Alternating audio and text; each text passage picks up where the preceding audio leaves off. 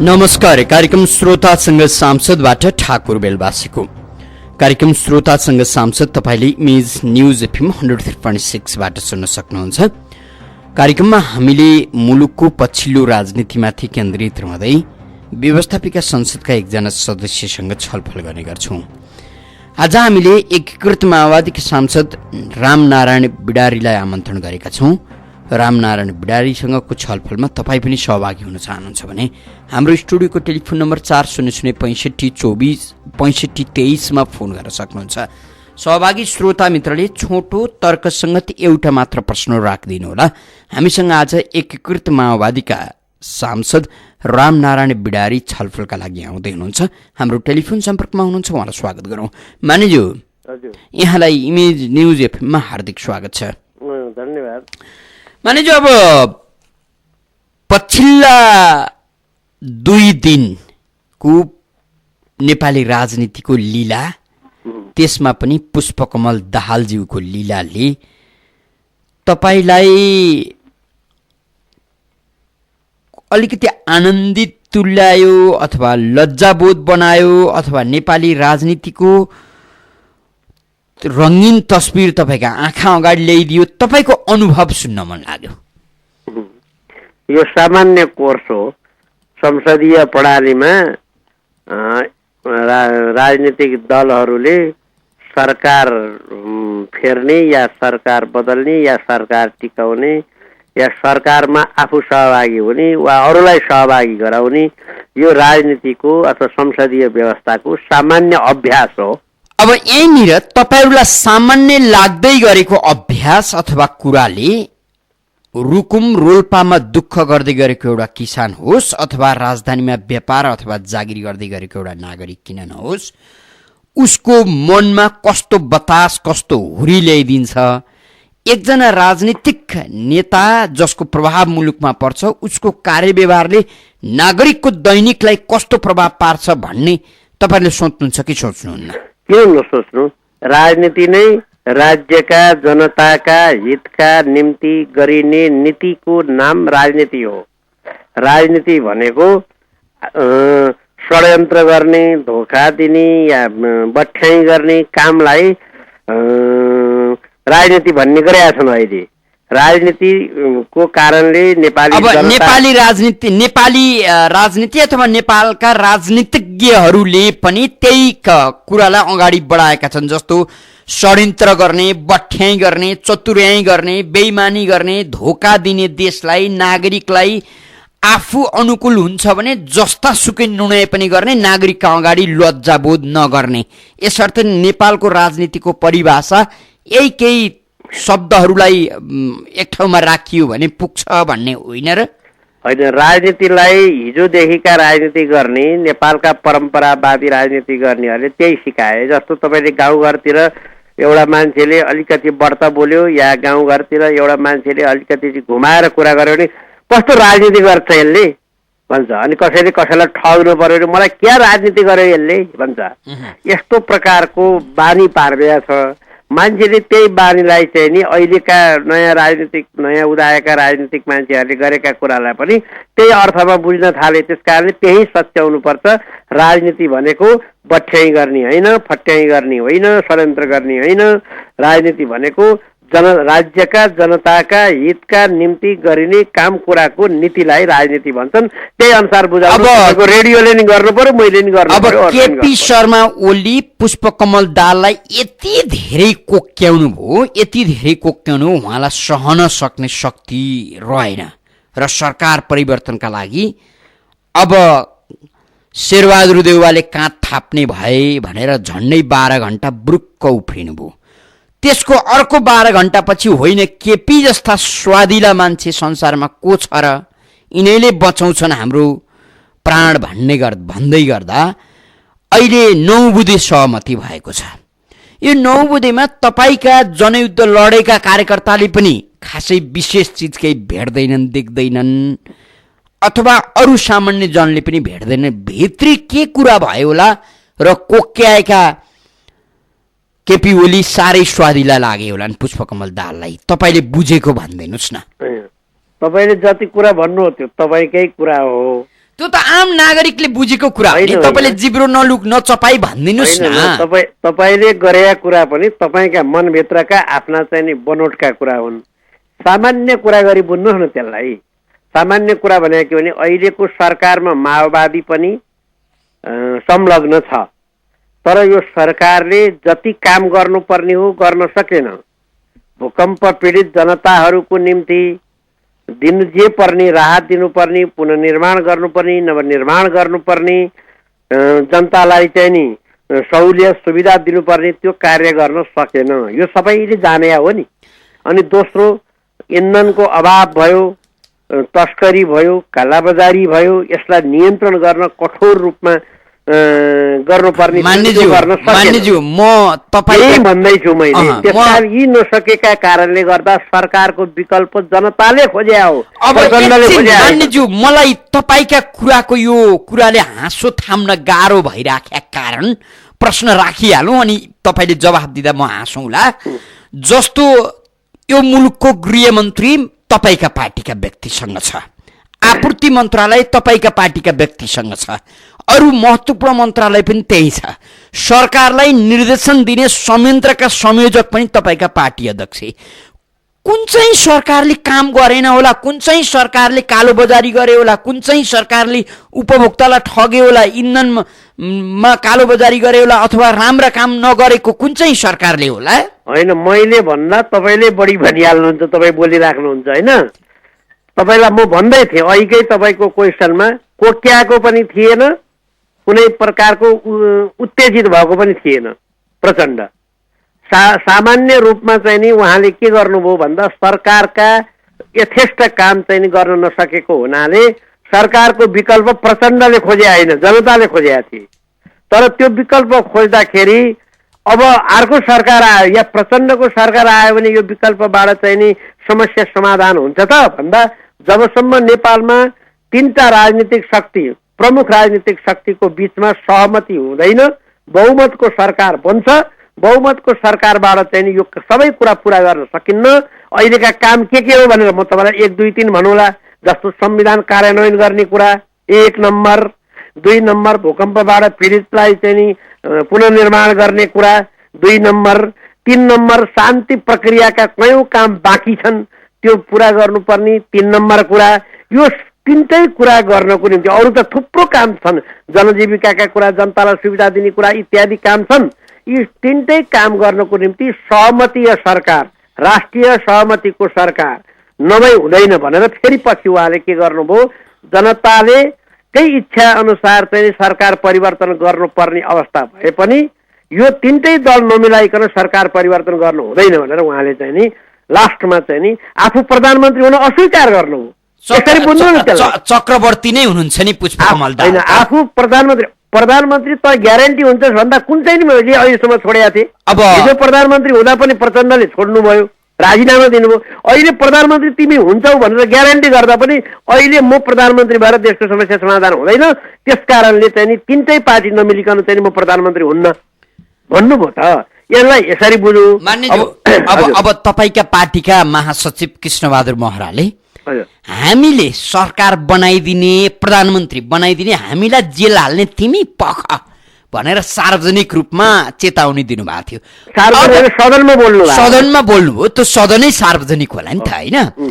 अब जेल हाल्ने कुरा त्यो टुङ्गिएर होला कि अथवा उहाँले मनका कल्पित कुरा सदनमा बोल्नुभयो होला कि प्रधानमन्त्री जेल हाल्ने षड्यन्त्र गर्दै हुनुहुन्थ्यो होला कि त्यो षड्यन्त्रबाट अब प्रधानमन्त्री टाढिनु भयो होला कि के कारण कुरो मिल्यो होला? त्यति गम्भीर कुरो सदनमा बोल्नु भने त असामान्य मानिन्छ नि। यदि राजनीतिक संस्कार भएको मुलुक र राजनीतिक संस्कार बोकेका दलहरू हुने हो। त्यसको जवाफ तपाईले 9 बुँदे पढ्नु भएको नि। 9 बुँदेमा पढियो, एउटा बुँदा देखियो, त्यहाँ देखियो। 2टा बुँदा 3टा बुँदा सबै बुँदा त्यही छन् नि। भनेको अब के हो बुझाइदिनुस् न त, हामीलाई अलिक बुझाइदिनुस् न, यो रकमी कुरा नगरी बुझाइदिनुस् त। होइन, प्रष्ट रूपमा के हो भने तपाई गणतन्त्र नेपाल, संघीय नेपाल लाई अहिलेको आधुनिक नेपालको निम्ति जनमुक्ति सेनाले काम गरेर जनमुक्ति सेनाका कारणबाट हामी यहाँ आइपुगेका हौँ। म सांसद भएको, तपाईँ पत्रकार भएर मलाई हपारिकन नेतालाई मनलागी रूपमा चाहिँ प्रश्न सोध्न सक्ने तपाईँको हैसियत केले बने हो? हिजो त बनै थिएन। तपाईँ राजाको बारेमा, प्रधानमन्त्रीको बारेमा, प्रधान सेनापतिको बारेमा कसैको बारे बोल्न सक्नुहुन्न थियो। आज यो बनाइदिएको जनमुक्ति सेनाले हो। जनमुक्ति सेनालाई अयोग्य भनेर पन्छाइयो केहीलाई, तिनीहरूलाई पनि न सम्मान गर्यो, न चाहिँ नि पुरस्कार दियो, न तिनीहरूको रेखदेख गर्यो। अनि अर्को बेपत्ता भएका छन्, यही प्राप्त गर्नका निम्ति ज्यान आहुति दिएका छन्, ती बेपत्ताका परिवारहरूलाई केही गरेन अहिलेसम्म सरकारले। त्यस पछाडि आएर शहीद भएका छन्। कसको सरकारलाई भन्नुभएको? म बताउँदैछु। सरकार बाबुराम भट्टराईको कि प्रचण्डको कि अहिलेको तपाईँहरूको सरकारलाई भने कि कसलाई भने? हाम्रै सरकारलाई भने हो। अहिलेको संसदीय व्यवस्थाको के हुँदो रहेछ, यो पनि गलत व्यवस्था हो।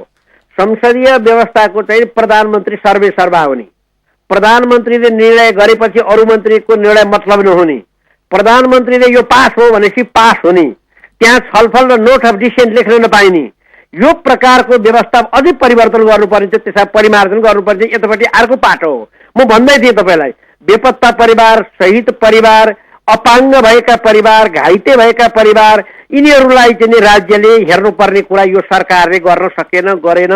पहिला गरेको निर्णयलाई पनि कार्यान्वयन गरेन। कानुन बनाउनु पर्ने थियो यो निर्णय लागू गर्नको निम्ति, सुविधाहरू दिनको निम्ति। कानुन मन्त्री अथवा कानुन मन्त्रालयबाट पनि यो चाहिँ कानुनका मस्यौदाहरू चाहिँ विधेयकहरू संसदमा आएन। त्यस कारणले हामीले एउटा विरोध त्यो गर्यौँ। दोस्रो विरोध के गर्यौँ भने देशभरि जनयुद्ध कालमा चाहिँ भएका मुद्दा मामिला छन्। ती मुद्दा मामिला प्रहरीका चाहिँ कार्यालयमा छन्, अर्धन्यायिक निकायमा छन्, न्यायिक निकायमा छन्। ती मुद्दाहरूमा विस्तृत शान्ति सम्झौताले प्रष्ट रूपमा चाहिँ भनेको छ, दुवै पक्षले आफ्ना ठाउँमा परेका मुद्दा फिर्ता लिने, ती मुद्दालाई चाहिँ नि कारबाही अगाडि नबढाउने भनेर विस्तृत शान्ति सम्झौतामा स्पष्ट लेखिसकेपछि राज्यले गरेको, राज्य भनेको र सरकार भनेको फरक विषय हो। तपाईँले यहाँ क्लियर गरिदिनु होला। सरकारले गरेको कुरा न्यायपालिकाले नमान्न सक्छ कयौँ कुरा, तर राज्य सिङ्गो स्टेटले गरेको कुरा चाहिँ नि न्यायपालिका पनि त्यही स्टेटभित्र हुन्छ। अहिले जनयुद्धकै कारणबाट, त्यही विस्तृत शान्ति सम्झौताकै कारणबाट न्यायालय पनि बनेको हो। न्यायालय स्थापित भएको कारण पनि त्यहीबाट हो। नत्र शाही न्यायालय थियो नि, पहिला शाही सेना थियो, शाही न्यायालय थियो हो। त्यो रूपान्तरित भएर अब चाहिँ नि जनताको अदालत, यसो भनिरहँदा जनयुद्धका घटनाहरू अथवा मुद्दाहरू बिउताउनु हुँदैन भनिरहँदा राज्य पक्षबाट जनयुद्धमा जति युद्ध लड्दै गरेको पार्टीले घटना घटायो त्यसको चौबर राज्य पक्षले गरेको छ। भनेको जनयुद्ध लड्दै गरेका मान्छेहरू 12,000 15,000 हाराहारीमा राज्य पक्षबाट दुःख पाएका छन्। अब भनेको चाहिँ मुठीभरका केही नेताहरूलाई जोगाउने नाममा माओवादीका आम कार्यकर्ताको पीडालाई चाहिँ भुलिदिनु पर्यो हो।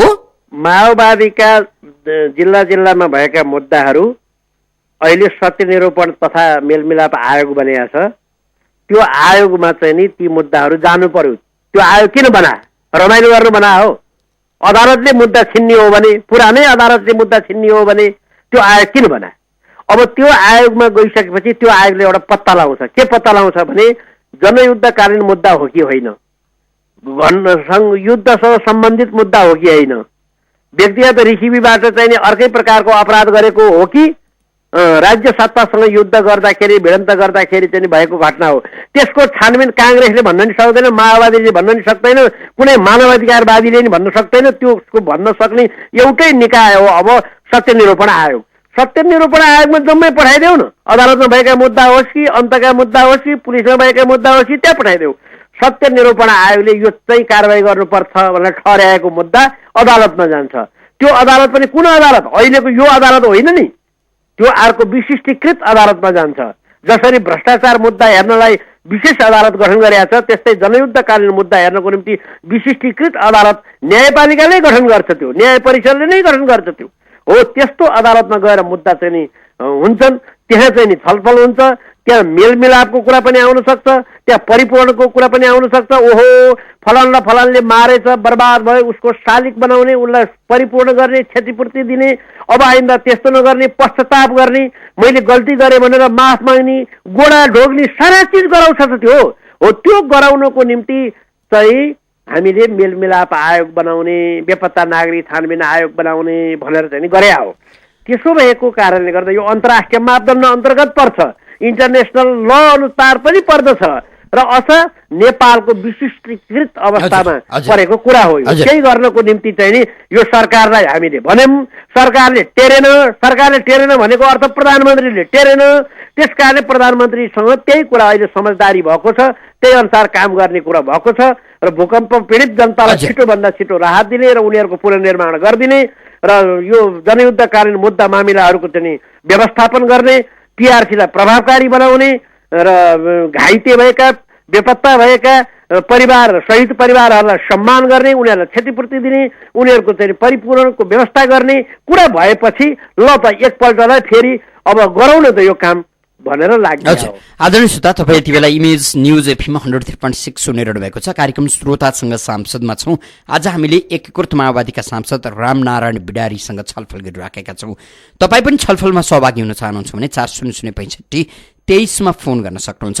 टेलिफोन सम्पर्कमा कोही श्रोता मित्र हुनुहुन्छ। को बोल्दै हुनुहुन्छ? हरिबोल बुढाथोकी सुन्दरजलबाट। सांसदज्यू नमस्ते। नमस्ते। तपाईँले अहिले भन्नुभएको कुरा 6 वर्ष अगाडि नै भन्नुभएको थियो, तर पुरा भएन। मैले भन्न खोजेको सहमतीय सरकार बनाउन बहुमतीय सरकारले मार्ग प्रस्तुत गरेर मात्र बाध्य बनाउन सकिन्छ, होइन? निषेधको राजनीति गरेको हो तपाईँको पार्टीले? निषेधको राजनीति गरेको भए त अहिले काङ्ग्रेस पनि चाहिन्छ, राप्रपा पनि चाहिन्छ, किन भन्थ्यो र? राप्रपा बढी चाहियो, कमल थापा बढी चाहियो। कमल थापा पनि चाहियो। कमल थापा बिना त तपाईँहरू टिक्नै सक्नुहुन्न नि। अब होइन, कमल थापा पनि यो देशको चाहिँ अब म सचेर आए, हिजो गरे पाप मैले पखाले, मैले प्रायः मान्यज्यू यो त यही त हो नि। तपाईँको यो कुरालाई महान सम्झिने कि तपाईँको यो कुरालाई महान सम्झिने कि लज्जाबोध नभएको भनेर सम्झिने, त्यो भिन्न कुरा हो। कुनै विश्लेषकले बहस गर्लान्, तपाईँ फेरि पनि स्मरण गराउँ, जनयुद्ध लडिरहँदा अथवा दोस्रो जनयुद्ध मुलुकमा भइरहँदा त्यसलाई दबाउने मुख्य व्यक्ति त कमल थापा थिए नि। कमल थापालाई ढुङ्गा हान्न त तपाईँहरूले कार्यकर्तालाई सिका हो नि, होइन? होइन, कमल थापा अहिले तिनै मान्छे नभएसम्म तपाईँहरूको सत्ता टिक्दैन। कमल थापा चाहिँ निरङ्कुश राजतन्त्रको एउटा चाहिँ नि दलाली गर्ने एउटा सामान्य औजार थिए, ती प्रमुख मान्छे थिए। अब तपाईँले त्यो शब्द भन्न मिल्दैन, पाउनुहुन्न, नैतिकताले दिन्न होला। होइन, किन नमिल्ने? कमल थापालाई र पुष्पकमल दाहाललाई एकै ठाउँमा राखेर तपाईँले सम्मान गर्नुपर्छ। होइन, मैले चाहिँ नि अहिलेको कमल थापालाई भनेको होइन, पहिलाको कमल थापालाई भने हो, रत्नाकर डाकुलाई भने हो, वाल्मीकि ऋषि भयो भनेदेखि मानुला। अहिले उनले गरेको हालको कामलाई मैले विरोध गर्नु छैन। हजुर, हामीसँग फेरि अर्का कोही श्रोता हुनुहुन्छ। को बोल्दै हुनुहुन्छ? म काठमाडौँको कपनदेखि कमल सिंह। नमस्कार अतिथिज्यू। नमस्कार हजुर। जस्तो तपाईँहरूको चाहिँ नि एमाले काङ्ग्रेस र राजनीतिकमा आउन् र तपाईँहरूको राजनीतिक पृष्ठभूमिलाई हेर्ने भने फरक त छ नै, होइन? तर अहिले आएर तपाईँहरू र काङ्ग्रेस र एमाले अरू राजनीतिक दल र तपाईँहरू केही फरक देखेन, किनकि तपाईँहरूको चाहिँ यहाँ एकजना नेत्री जुन ढङ्गले जनयुद्ध कालमा ठुलो बलिदानीपूर्ण सङ्घर्ष गरेर आएर यही इमेज एफएममा धरिरहनुहुन्थ्यो। मलाई अन्याय गर्नुभयो, एकीकृत माओवादीले मलाई अन्याय गर्यो भनेर, होइन? त्यसको फलस्वरूप मैले भन्न खोजेको के भन्दाखेरि लक्की शेर्पालाई चाहिँ तपाईँहरूले चाहिँ राजनीतिक नियुक्तिमा चाहिँ अब राजदूतसम्म नियुक्ति गरिदिनु भयो अरे, होइन? तर त्यहाँ जनयुद्ध कालमा चाहिँ ठुलो सङ्घर्ष गरेको व्यक्तिलाई पछाडि पारेर उनीलाई चाहिँ फेरि उनी नियुक्ति नै हुनु हुँदैन भन्ने मेरो मान्यता पनि होइन। तर तपाईँहरूले एउटा पार्टीको चाहिँ एउटा जुन ढङ्गको चाहिँ बलिदानीपूर्ण सङ्घर्ष गर्नेलाई चाहिँ अन्याय गर्ने, अब पैसाका भरमा पैसा खुवाउने व्यक्तिहरूलाई चाहिँ तपाईँहरूले नियुक्ति गर्दाखेरि काङ्ग्रेस र एमाले र अरू पार्टीमा तपाईँहरूमा के फरक छ? नेपाली जनताले तपाईँ जवाफ दिनु होला। धन्यवाद। तपाईँले राम्रो र संवेदनशील प्रश्न उठाउनु भएको हो। अब हेर्नुहोस्, बेठिक व्यवस्थामा आएपछि अलिअलि हामी पनि अल्मलिएका छौँ, अलिअलि हामी पनि बिग्रिएका छौँ, अलिअलि हामीहरू पनि कमी कमजोरी भएका छन्। तर समग्रमा चाहिँ नि हेर्दाखेरि दुईटा चाहिँ नि अरू पुराना पार्टीभन्दा हामीमा केही फरक कुरा नै छ। जहाँसम्म लक्की शेर्पाजीको कुरा हो, उहाँ हाम्रै पार्टीको कार्यकर्ता हुनको निम्ति जब आउनुभयो, उहाँलाई चाहिँ नि हामीले सम्मानपूर्वक चाहिँ नि उहाँको क्षमता दक्षता अनुसार काम दिने हो। अर्को चाहिँ नि जो साथी हुनुहुन्थ्यो उहाँलाई पनि दिने हो। कसलाई के काम दिने भन्ने कुरा चाहिँ निर्णय गर्ने हो। मलाई त्यही पद चाहिन्छ, त्यो पद नभई मलाई हुँदैन, त्यो त मेरो पद हो भन्नु त मिल्दैन। त्यो त लक्कीकै पद हो नि मान्नेज्यू। फेरि किन तपाईँ हेमन्त प्रकाश ओलीका लागि सांसद पद सही हुँदैन, ल्यार्केल लामाका लागि सांसद तपाईँले सभासद बनाउनुहुन्छ, त्यो त ल्यार्केलकै पद हो नि, हेमन्तको होइन नि त। ठिक छ, अब हेमन्तजीको कुरा मैले अहिले गरिराख्नु परेन। अहिले त तपाईँको पार्टी छोडेर जानुभयो, उहाँ जस्तो वर्गीय दुश्मन तपाईँका लागि अर्को को होला? मैले चाहिँ गरिराख्नु परेन। जहाँसम्म तपाईँले चाहिँ नाम लिनुभएका साथीहरू हुनुहुन्छ, उहाँहरू चाहिँ नि लाई सुहाउँदो अनुसारको उहाँहरूलाई पनि केही न केही काम दिनु पर्यो भने सामान्य काम हो, यो ठुलो काम होइन। हाम्रा चाहिँ के अरे पुरा जनयुद्धका कमान्डरहरू, हाम्रा चाहिँ नि के अरे जनयुद्धमा सामेल भएकाहरूलाई पनि चाहिँ इग्नोर गरेको छ जस्तो मलाई लाग्दैन। उहाँहरूकै नेतृत्वमा हाम्रो पार्टी चलेको छ। अब पछि जोडिएका मान्छेहरूलाई सामान्य काम दिनुसम्म केही ठुलो कुरो भएन।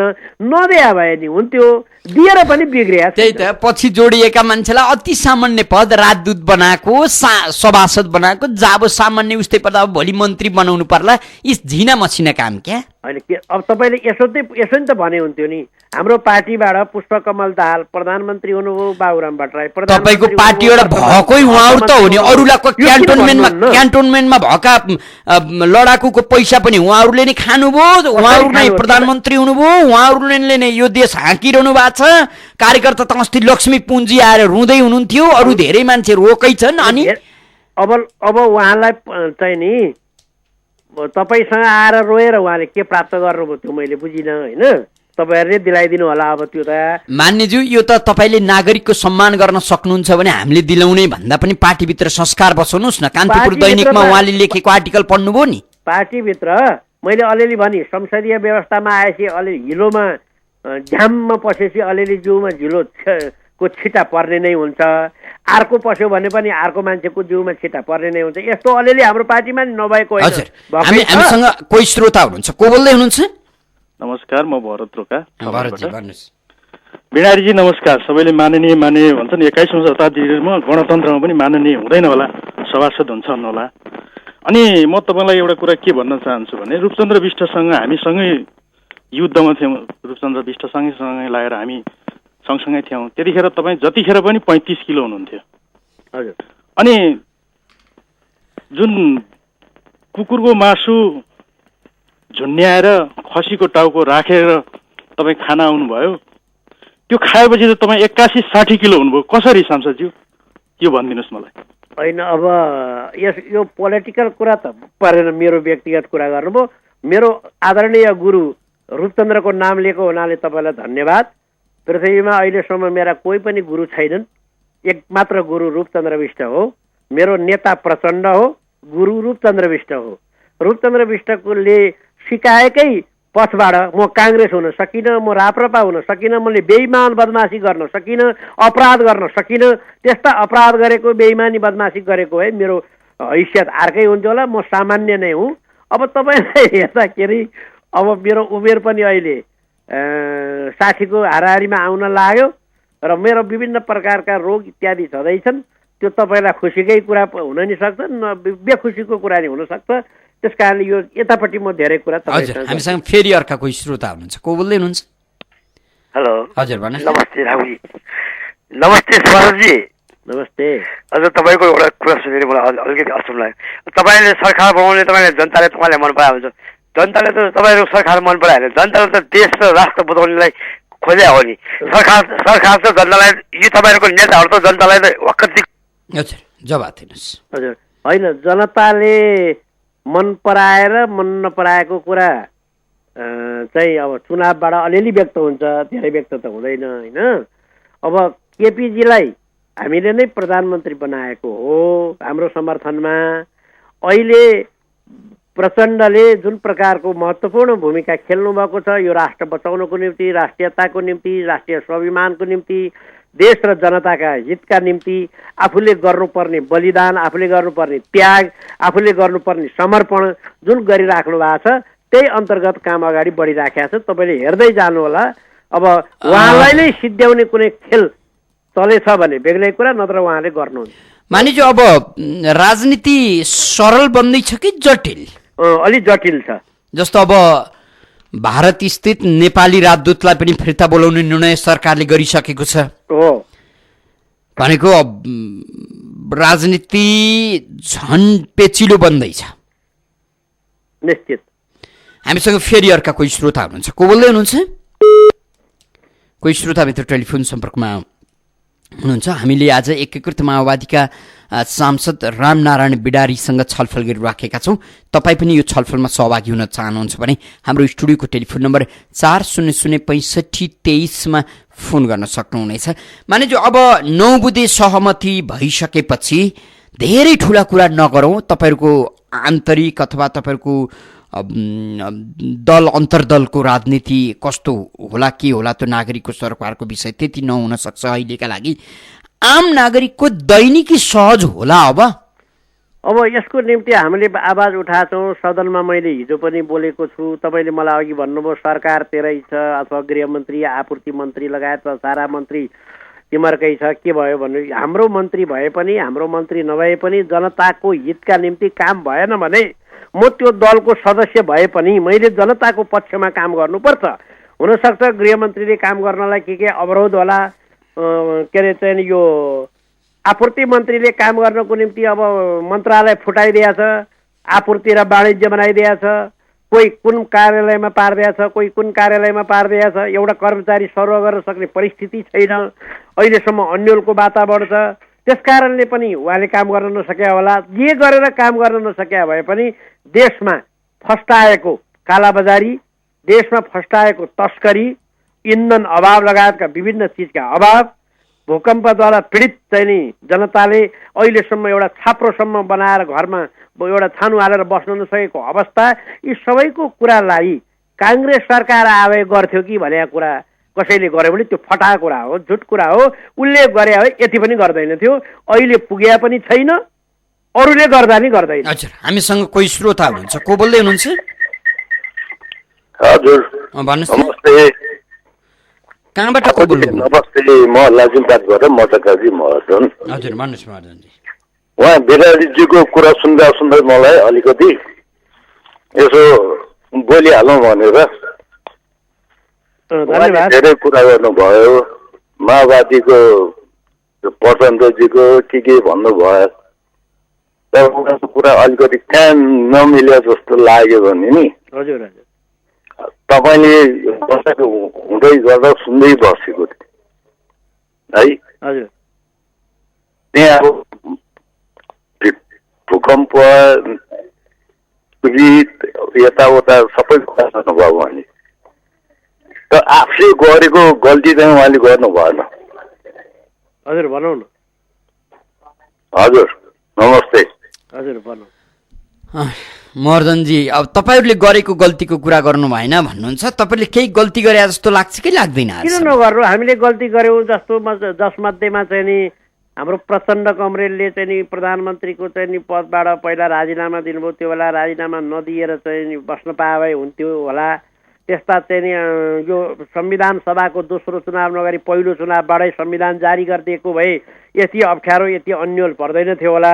राजनीतिमा हामीले राजनीतिक मोडमा कहिलेकाहीँ चाहिँ नि गल्ती गरेकै छौँ नि। हामीसँग फेरि अर्का कोही श्रोता हुनुहुन्छ। को बोल्दै हुनुहुन्छ? म विश्वनाथ श्रेष्ठ सामाखुसीबाट। माननीय सांसदज्यू जोजोलपा म छोटो भावना व्यक्त गर्न चाहन्छु। अर्थ बुझ्नुभयो भने मजाले मलाई चित्त बुझाइदिनु होला। हजुर। एमाले कहाँ छ? कामलेस दाहालको जुङ्गामा छ। काङ्ग्रेस कहाँ छ? बेकार पुष्पकमलको लङ्गौटीमा छ। भारी भुरे राजनीतिक पार्टी कहाँ छ? चौकाको कुर्सीको मुनि छ। अन्तमा चिन्ता कहाँ छ? जवाब दिनु होला। जवाब दिनुहोस्। होइन, उहाँले आफ्नो मनभित्रको मर्मको कुरा गर्नुभयो।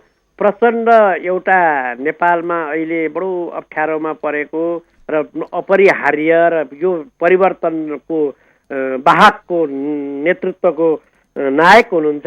त्यस कारणले उहाँलाई चाहिँ अप्ठ्यारो छ, उहाँलाई खतरा छ, उहाँप्रति षड्यन्त्र भन्छ नि, छैतिरबाट किन षड्यन्त्र, कहाँबाट खतरा कहाँबाट षड्यन्त्र भइरहेछ भनिदिनुहोस्। तलबाट षड्यन्त्र, माथिबाट षड्यन्त्र, दायाँबाट षड्यन्त्र, बायाँबाट भनेको चाहिँ उहाँको तलबाट भनेको उहाँको पैतालाबाट माथि टाउकोतिर षड्यन्त्र, माथि भनेको गर्ने मलाई कुनै दिन समय दिन न। षड्यन्त्र भनेको छ प्रकारबाट यन्त्र, 6वटा यन्त्र प्रयोग भयो। षड्यन्त्र भनेको 6 यन्त्र, षड्यन्त्र।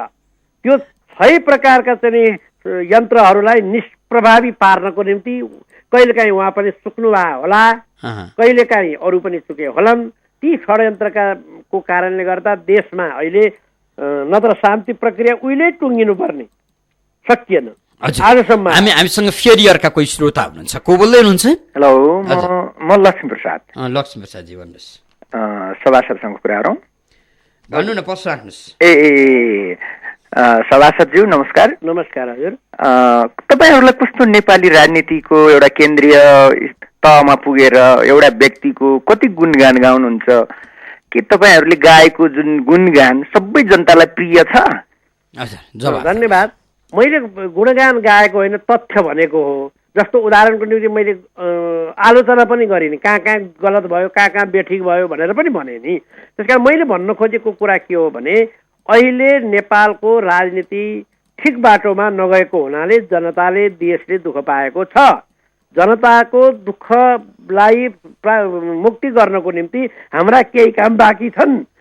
त्यो काम भनेको एउटा महत्त्वपूर्ण काम हो, शान्ति प्रक्रियालाई टुङ्गो लगाएर विकास निर्माणको काममा तीव्रता दिने, आर्थिक क्रान्तिमा अगाडि सर्ने, औद्योगिक क्रान्तिमा अगाडि सर्ने बेला हो।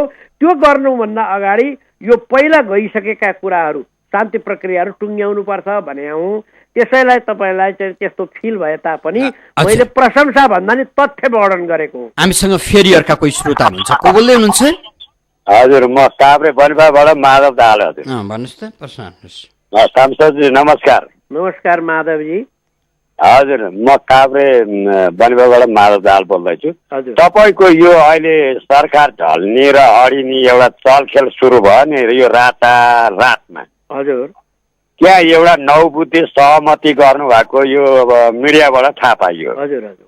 अब भनिदिनुहोस् कि त्यो नौबुद्धे सहमति केही क्षणको लागि त्यो छेकथाम गर्ने, त्यो नभत्कियोस् भन्नको लागि हो कि बा अनन्तै कालसम्मको लागि हो? त्यो जवाब दिनुहोस् न। अब राजनीति अनन्तकाल त हुँदैन। अब यो चाहिँ नि छेकथुन गरे मात्रै हो भने पनि अब एमालेको नेता हालको प्रधानमन्त्री केपी शर्मा ओलीज्यूले बुझ्नुपर्ने कुरा हो, के गर्नुभयो हो। हाम्रो भनाइ के थियो भनेदेखि सरकार परिवर्तन अहिले गर्नु पर्छ कि पर्दैन भनेर एक प्रकारको जनमत जस्तो बुझियो। सबै जनमत बुझ्दा अहिले सरकार परिवर्तन गर्नुभन्दा, बहुमतीय सरकार बनाउनुभन्दा सहमतीय सरकार बनाउनु उपयुक्त हो भन्ने कुरा हामीले, हाम्रो पार्टीले निर्णय गर्यो। त्यही निर्णय अनुसार चाहिँ नि 9 बुँदे चाहिँ एमालेसँग सहमति भएको छ। त्यो 9 बुँदेमा जनताका कुरा छन्, नेपालको संविधान लागू गर्ने कुरा छ। अहिले नेपालमा संविधान नयाँ बनिएको छ, त्यो संविधानलाई लागू गर्न धेरै मेहनत गर्नु पर्छ। अब 9 बुँदेले कांग्रेस पनि चाहिन्छ है। फेरि 9 बुँदेले कतिको राम्रो व्यापार गर्ला होइन। अब यो चाहिँ नि नेपाली कांग्रेस, एमाले, माओवादी, मधेस केन्द्रित दल सबैलाई समेटेर मात्रै हाम्रो देशले संक्रमणकालीन समय पार लगाउन सक्छ। त्यो संक्रमणकालीन समय पार लगाउनको निम्ति यो 9 बुँदेलाई मनैदेखि काम गर्ने हो भने यसले काम गर्छ। अब मनैदेखि नगरेर यो चाहिँ एउटा झुक्क्याउन गरे भए गर्दैन। मेरो विचारमा यसले राम्रो काम गर्छ। हजुर, रामनारायण बिडारीज्यू, यहाँले आफ्नो व्यस्त समय इमेज न्युज एफएमलाई उपलब्ध गराइदिनु भयो, धेरै धेरै धन्यवाद दिन्छौँ। मेरो पनि तपाईँलाई नमस्कार। बेलवासीजी लगायत सबै श्रोतालाई मेरो हार्दिक लाल सलाम छ। जय नेपाल छ। नमस्कार। हजुर, आदरणीय श्रोता, कार्यक्रम श्रोतासँग सांसदमा आज हामीले एकीकृत माओवादीका सांसद रामनारायण बिडारीसँग छलफल गऱ्यौँ। कार्यक्रम सुनेर र कार्यक्रममा आफ्नो सहभागिता जनाइदिएर साथ दिनुहुने सम्पूर्ण श्रोता मित्रलाई धेरै धेरै धन्यवाद दिँदै सहकर्मी सञ्जयका साथमा ठाकुर बेलबासी बिदा हुन्छु। नमस्कार।